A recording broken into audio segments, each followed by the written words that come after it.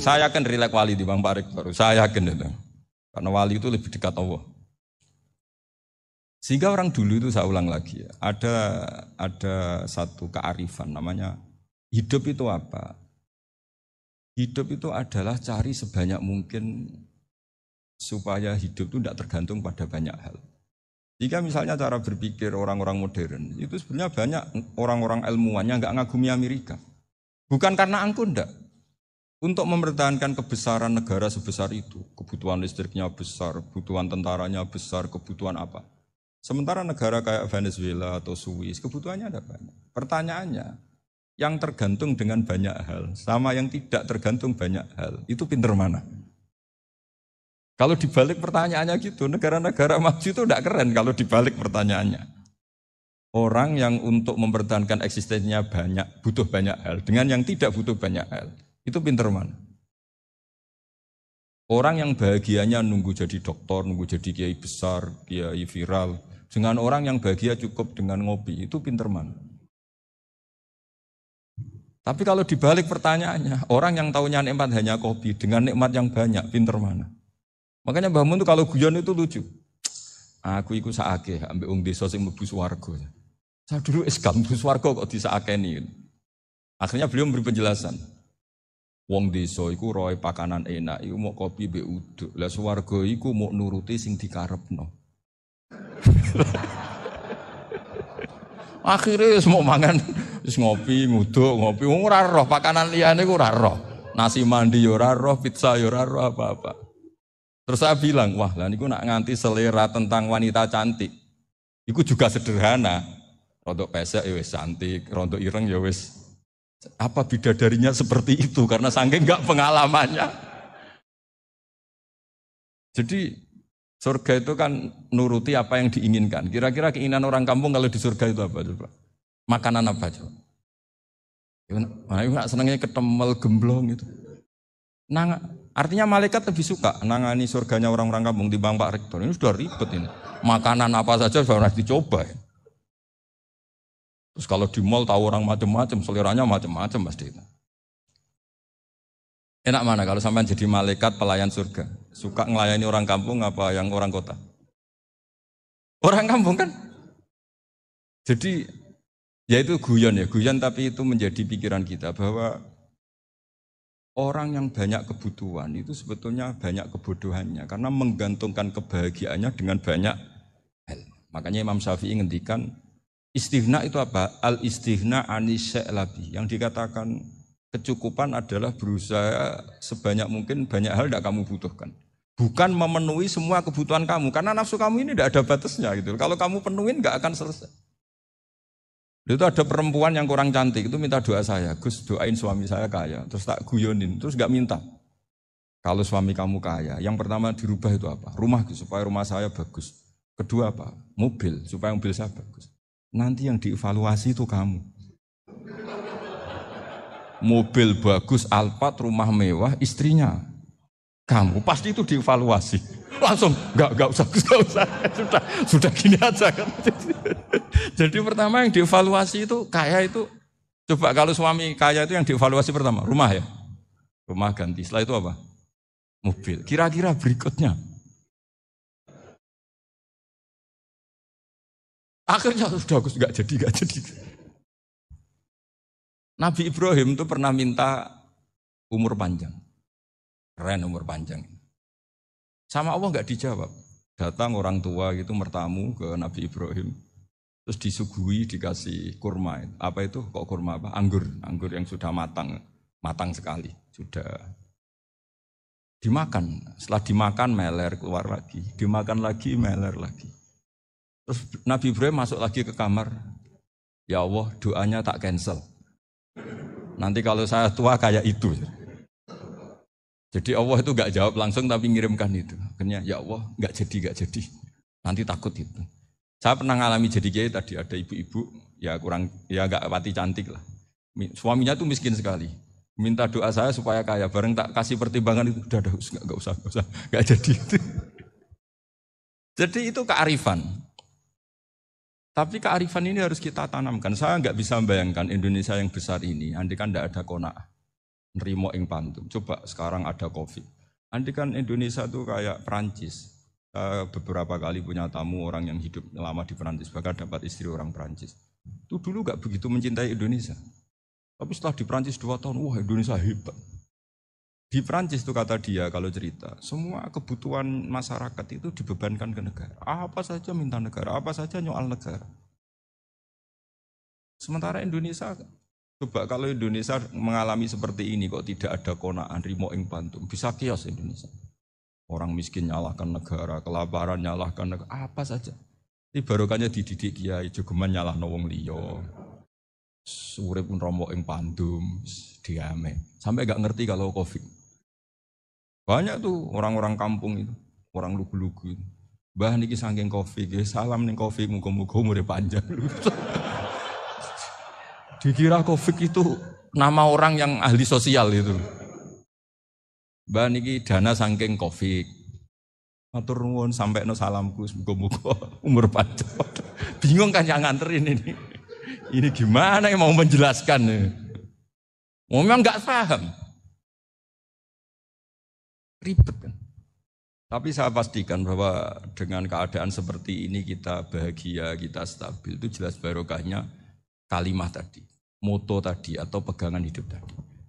Makanya disebut al-ibarat qutun li'ailatil mustami'in, bahwa redaksi atau kata-kata atau pegangan atau filosofi hidup, apalah namanya itu adalah penyemangat.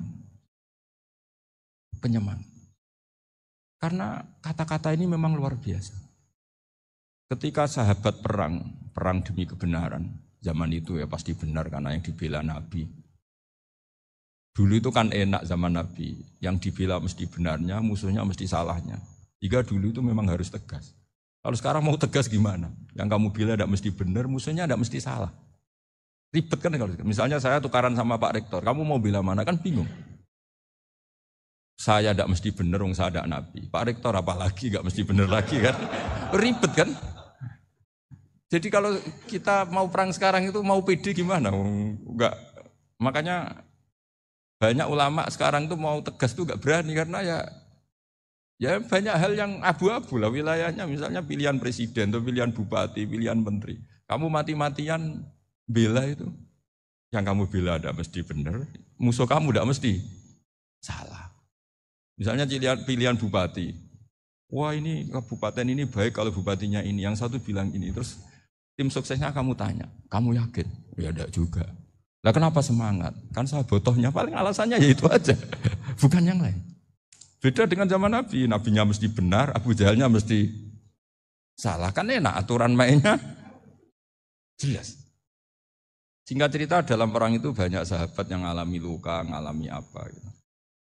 Kemudian curhat ke Nabi, ya Nabi gara-gara derekkan jenengan, ngikuti jenengan saya harus ngalami seperti ini. Ngiranya orang itu diapresiasi sama Allah keluarnya itu. Ternyata sama Allah gak diapresiasi. Malah diturunkan ayat intakunu ta'lamuna fa innahum ya'lamuna kama ta'lamun wa tarjuna minallah malah yarjun. Kalau kamu sakit karena perang, orang-orang kafir itu ya sakit. Itu saja berani padahal demi kekafiran. Wa tarjuna minallah ma la yarjun. Padahal kamu punya nilai lebih yaitu berharap kepada Allah yang mereka tidak punya. Saya jadi kiai itu ya kadang mangkel. Karena yang benci ya benci, yang seneng itu ngel-ngel loh kayak Pak Bejo. Jadi semuanya ribet. Nah iya, yang benci ya ganggu, yang seneng ya ganggu, tambah nemen. Seribet. Tapi kalau sudah ingat bandar narkoba, mereka berhadapan dengan polisi, kadang ditembak karena kesalahannya terlalu fatal. Antar persaingan mereka juga bisa tembak-tembakan karena merebut pasar narkoba. Itu saja mereka berani. Kok kita yang jadi kiai kadang dicium tangannya, dihormati gak berani, hanya takut musibah-musibah kecil atau problem-problem kecil. Nah iya, kalau kita bandingannya gitu. Kalau kamu mau tahajud kedinginan, itu masih nanti dihisab Allah itu gitu. Maling ayam itu keluar malam-malam, hanya dapat ayam. Itu gak takut dingin. Ya gak takut digebuki masa. Kamu mau tahajud saja takut dingin. Makanya nanti hisabnya orang soleh itu nanti dijajarkan orang dolim. Terus diperbandingkan. Wah itu habis kamu kalau itu. Jadi misalnya Unisula mau rapat, tapi ini malam, kalau malam dingin nanti sama masuk angin.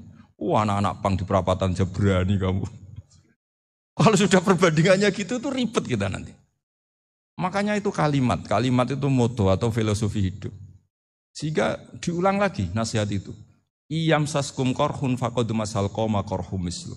Kalau kamu kena luka, orang-orang yang enggak benar juga akan kena luka. Itu aja berani demi ketidakbenaran. Masa kamu demi kebenaran enggak berani? Akhirnya orang itu, ya itu kalimat, itu heroik. Makanya kita ini penting ya, makanya tadi himne Unisula dimulai kalimat thayyibah. Karena kalimat ini yang menjaga kita kalimat ini. Misalnya tentang Tuhan. Kenapa orang Islam imannya kokoh seperti ini, termasuk yang sudah hidup di Amerika, di Australia, di mana-mana. Itu ya barokahnya ajaran atau barokahnya kalimah. Saya sebut kalimah saja pakai bahasa santri. Karena la ilaha illallah itu dalam tradisi santri disebut kalimatu haqqin aliyah nahya wa aliyah namut wa aliyah nub'ats. Ada yang riwayat wa biya nub'ats insyaallah ta'ala minal aminin. Kenapa mereka di mana-mana meskipun sekolah di Amerika, di Australia, bahkan di Uni Soviet tetap mukmin? Itu barokahnya ajaran yang benar. Allah itu siapa? Tuhan. Tuhan itu sifat dasarnya apa? Awal. Dia harus wujud awal sebelum makhluk yang lain. Sehingga ketika ada negara yang maju, yang tertib, manajemennya tertib, masyarakatnya makmur. Tapi punya Tuhan yang tidak seperti itu. Tidak awal. Itu sudah gak nyaman. Karena ndaklah keren Tuhan saya. Karena Tuhan saya itu al-awwal, zat yang pertama. Tuhan saya keren lah, zat yang gak mati. Tuhan yang gak mati, yang gak pernah ngalami kematian. Sehingga tontonan atau yang dilihat kenikmatan-kenikmatan yang lain ini tidak mengubah dia pendirian tentang Tuhan. Karena mantapnya satu kalimat tadi bahwa Tuhan itu ya harus satu, harus awal, harus tidak mati, tidak rusak, tidak ngalami apa-apa yang membahayakan. Sehingga ketika ditawarin Tuhan yang lain meskipun menjanjikan secara finansial atau kemakmuran, mereka gak tertarik. Itu barokahnya makmur apa barokahnya ajaran? Barokahnya ajaran, sering negara Islam itu kalah makmur dengan mereka, tapi barokahnya ajaran ini tetap apa? Tetap Islam. Makanya Nabi Ibrahim, Nabi yang sukses bikin wa ja'alaha kalimatam baqiyatan fi aqibi. Sehingga kita ini bekti sama orang tua misalnya. Itu ya karena ajaran. Suwargamu itu karek wong tuamu. Nak wong tuamu ridho, Allah ridho. Nak ora ridho, Allah ora ridho. Ridho wa fi ridhol walidain wa sakhatu wa sukhtu wa fi sakhatil. Sehingga ketika ada orang tua yang agak brengsek gitu, anak-anak tetap hormat. Punya orang tua yang miskin, yang sudah miskin, tukang tombok nomor, banyak kan di kampung gitu. Ya tetap hormat. Coba kalau dari awal kita ngajari orang tua kamu hormati ya kalau baik, kalau enggak usah. Bisa geger Indonesia. Tapi barokahnya ajaran-ajaran itu Indonesia tertib karena ada ajaran.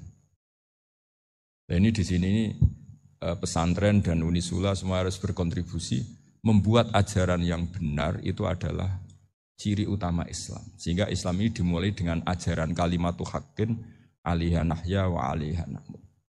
Sehingga kita tenang seperti ini. Saya ini termasuk kiai yang tenang. Meskipun kata orang banyak saya ini kiai besar, tapi termasuk kiai yang paling tenang. Termasuk yang paling tenang. Karena saya ini pakai mazhab orang-orang hebat. Saya berkali-kali cerita, orang kayak Imam Syafi'i itu orang yang luar biasa. Saya berkali-kali cerita.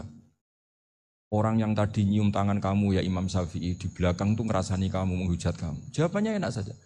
Berarti saya alhamdulillah orang yang wibawa. Buktinya di depan saya enggak berani. Jadi enteng saja. Diceritain sebagian kampung, sebagian separuh dari warga kamu itu gak suka kamu. Ya bagus lah gak suka saya, gak akan utang duit saya. Di mana-mana orang utang itu karena teman dekat. Kalau gak seneng pasti minimal gak utang, gak pinjam mobil, gak pinjam apa. Berkah mana yang seneng sama yang gede. Jadi dianggap enteng saja. Semua yang dialamin dianggap enteng saja. Misalnya punya istri pemarah, ya baguslah marahin suami. Kalau marahin tonggo malah ribet. Jadi kamu harus terima kasih kalau dimarahin istri. Baguslah marahin saya mah, kalau marahin tonggo ribet. Jadi enteng saja. Tapi kita sekarang itu karena nafsu ya, sehingga menghadapi hidup ini ribet. Ulama dulu kalau mau mati itu senengnya bukan main. Sudah lama saya ini ingin gak maksiat. Kayaknya gak maksiat paling efektif itu mati. Ya tidak apa-apa Gusti, kalau sebaiknya mati ya mati aja. Enteng saja. Jadi melihat kematian itu akhir dari segala keburukan atau potensi keburukan. Apapun baik kita sekarang, suatu saat mungkin kita gak baik. Yang bisa menghentikan ketidakbaikan atau potensi ketidakbaikan itu apa coba? Mati kan? Berarti mati itu mengerikan apa menyenangkan?